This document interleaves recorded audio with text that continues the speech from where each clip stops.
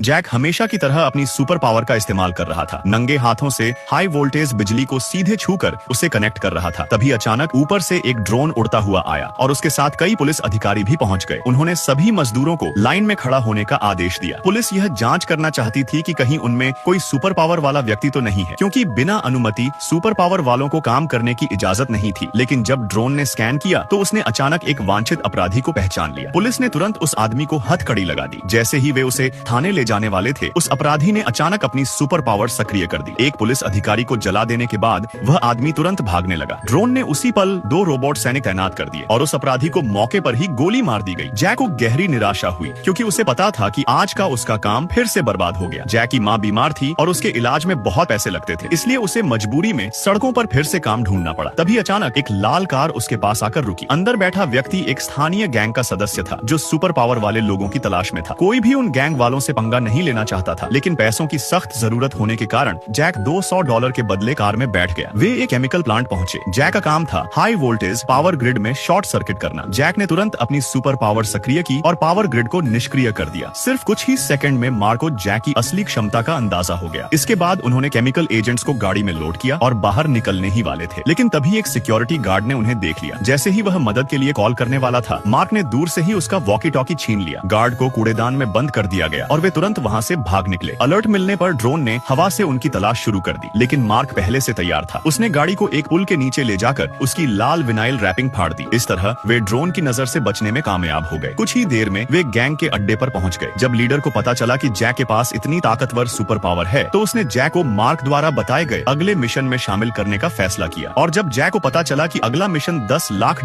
का है, तो उसने बिना हिचकिचाए हामी भर दी। भले ही यह काम जानलेवा था, लेकिन अपनी बीमार माँ के लिए उसके पास कोई और रास्ता नहीं था। मिशन को पूरी तरह सफल बनाने के लिए जैक को अपनी पूरी क्षमता जगाने के लिए ट्रेनिंग लेनी थी और कहानी यहीं से और भी रोमांचक होने वाली थी।